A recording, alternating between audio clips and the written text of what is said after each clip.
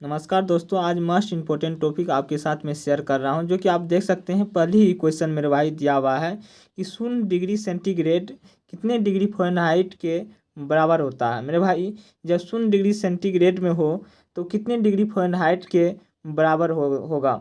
इस चीज़ों को आपको ध्यान में रखना है मेरे भाई। पहली ऑप्शन दिया हुआ है 100 डिग्री फ़ारेनहाइट, जो कि गलत हो जाएगा मेरे भाई। और उसके बाद ऑप्शन दिया हुआ 30 डिग्री फ़ारेनहाइट, ये भी गलत हो जाएगा।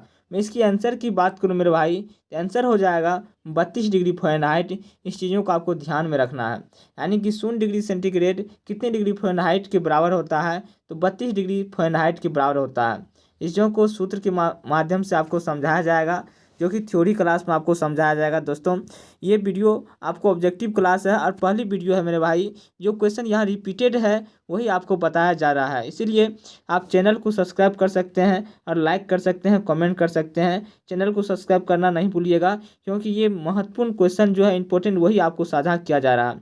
आइए मैं चलता हूँ आपके साथ, अगली क्वेश्चन साझा करता हूँ, जो इससे भी ज़्यादा इंपॉर्टेंट क्वेश्चन है। 12 डिग्री सेल्सियस पर मेरे भाई जल का भौतिक अवस्था क्या होता है। तो 12 डिग्री सेल्सियस पर जल की भौतिक अवस्था की मैं बात करूँ, यह गैस होता है क्या? नहीं मेरे भाई, गैस कहाँ से होगा। 12 डिग्री सेल्सियस पर जल किस अवस्था में होगा? ठोस अवस्था में होगा क्या? नहीं। आयनिक अवस्था में होगा क्या? नहीं।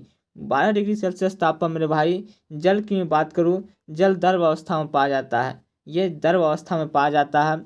12 डिग्री सेल्सियस पर जल की भौतिक स्ट्रक्चर यह द्रव होता है। इस चीज़ों को आप ध्यान से पढ़िएगा मेरे भाई, और याद रखिएगा, क्योंकि इंपॉर्टेंट क्वेश्चन है ये। वीडियो में सिर्फ आप बने रहिए। आइए मैं बताता हूँ आपके साथ ये क्वेश्चन क्या कहता है। ये क्वेश्चन भी बहुत इंपॉर्टेंट ज़बरदस्त है। पानी का हिमांक बिंदु डैश है। पानी का हिमांक बिंदु डैश है मेरे भाई। ये 40 डिग्री फ़ारेनहाइट, ये गलत हो जाएगा।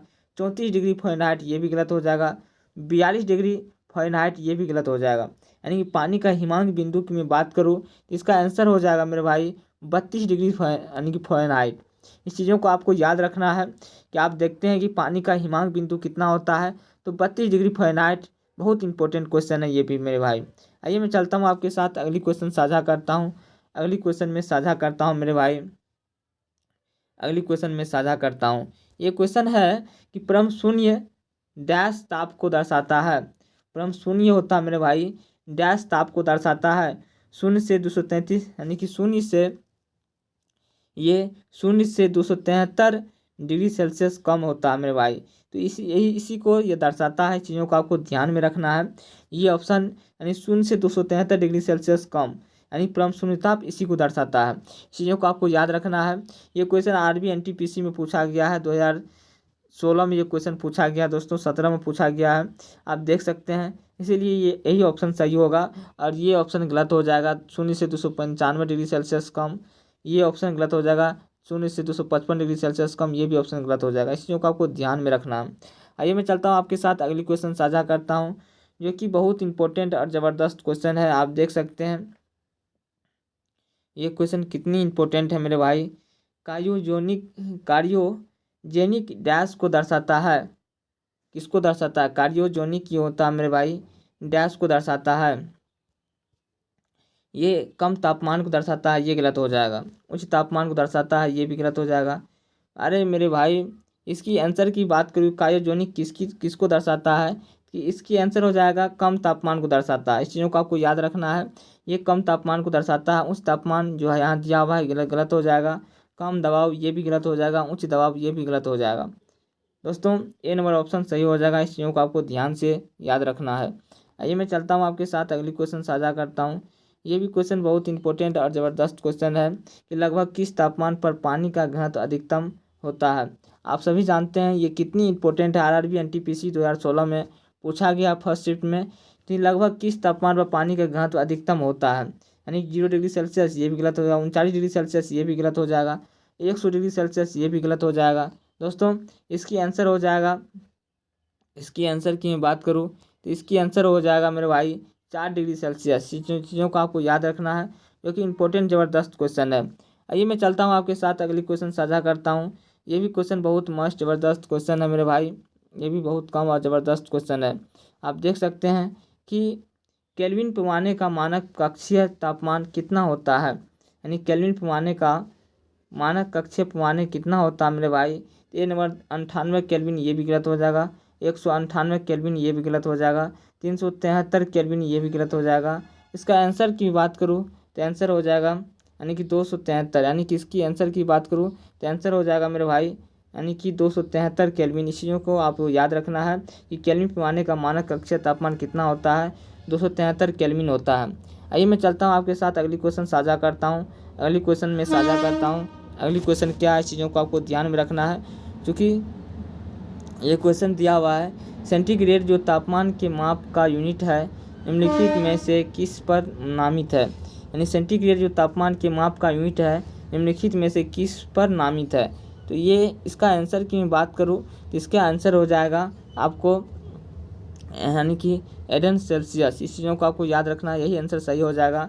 ये गलत हो जाएगा, केल्विन गलत हो जाएगा, मार्टिन स्टोमर ये भी गलत हो जाएगा। इस चीज़ों को आपको याद रखना है, डी नंबर ऑप्शन सही हो जाएगा। दोस्तों आइए मैं चलता हूँ आपके साथ अगली क्वेश्चन साझा करता हूँ। ये क्वेश्चन क्या कहता है आप देख सकते हैं कि सेल्सियस और फ़ारेनहाइट स्केलों पर किस तापमान पर एक समान पठन दर्शाता है, यानी कि सेल्सियस और फ़ारेनहाइट स्केल पर किस तापमान पर एक समान पठन को दर्शाएगा। तो 40 डिग्री सेल्सियस मेरे भाई गलत हो जाएगा, 0 डिग्री गलत हो जाएगा, -40 ये भी गलत हो जाएगा। इसकी आंसर की मैं बात करूँ तो इसकी आंसर हो जाएगा -40 डिग्री सेल्सियस, -40 डिग्री सेल्सियस। इसको मैं बात करूँ तो यही सही हो जाएगा। ये भी बहुत इंपॉर्टेंट है, क्वेश्चन पूछा जाता है एग्जामों में। आइए मैं चलता हूँ आपके साथ अगली क्वेश्चन साझा करता हूँ। ये क्वेश्चन आप देख सकते हैं कितनी इंपॉर्टेंट और ज़बरदस्त क्वेश्चन है मेरे भाई। ये क्वेश्चन आप है कि यहाँ दिया हुआ है, परम शून्य दाब की प्राप्ति डैश द्वारा होता है, परम शून्य दाब की प्राप्ति डैश के द्वारा होता है। इस चीज़ों को आपको ध्यान से देखना है। इसकी आंसर की मैं बात करूँ तो इसकी आंसर हो जाएगा मेरे भाई सी नंबर। इसकी आंसर हो जाएगा सी नंबर मेरे भाई। ये बहुत इंपॉर्टेंट क्वेश्चन है, आप देख सकते हैं यही आंसर सही हो जाएगा। 273 डिग्री सेल्सियस के तापमान पर पृथ्वी के केंद्र में होता है, ये चीज़ सही हो जाएगा क्योंकि यही चीज़ आपका गलत सही हो जाएगा। दोस्तों आप देख सकते हैं इसकी यहाँ से यहाँ तक ऑप्शन सही हो जाएगा। इस चीज़ों को आपको ध्यान में रखना है। पृथ्वी के केंद्र में होता है, ये गलत हो जाएगा। समुद्र स्तर पर होता है, गलत हो जाएगा, यानी कि सही यही हो जाएगा। प्रणाली की आणविक संवेग ये शून्य हो जाएगा, ये गलत हो जाएगा। इस चीज़ों को आपको याद रखना है। आइए मैं चलता हूँ आपके साथ अगली क्वेश्चन साझा करता हूँ जो कि बहुत इंपॉर्टेंट ज़बरदस्त क्वेश्चन आप देख सकते हैं मेरे भाई। ये क्वेश्चन दिया हुआ है कि दाब शून्य निरपेक्ष के मान पर पहुँचता है, दाब शून्य निरपेक्ष के मान पर पहुँचता है मेरे भाई। इसका आंसर हो जाएगा -273 केल्विन ताप पर पहुँचता है, गलत हो जाएगा। निवात की स्थिति में पहुँचता है, ये भी गलत हो जाएगा। पृथ्वी केंद्र में पहुँचता है, ये भी गलत हो जाएगा। दोस्तों यही सही हो जाएगा। जब तंत्र सही की मैं बात करूँ ये सही हो जाएगा मेरे भाई, ये सही हो जाएगा। जब तंत्र जो है मेरे भाई, जब तंत्र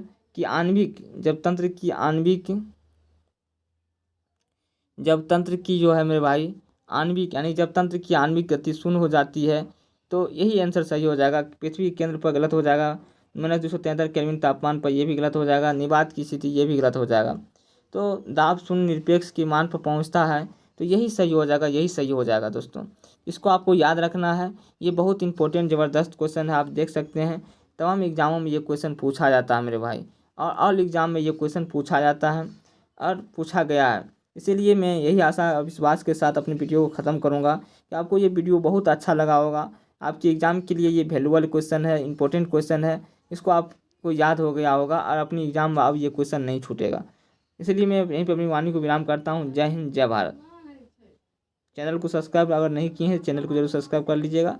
बहुत इंपॉर्टेंट क्वेश्चन आपके हित में बताया गया है।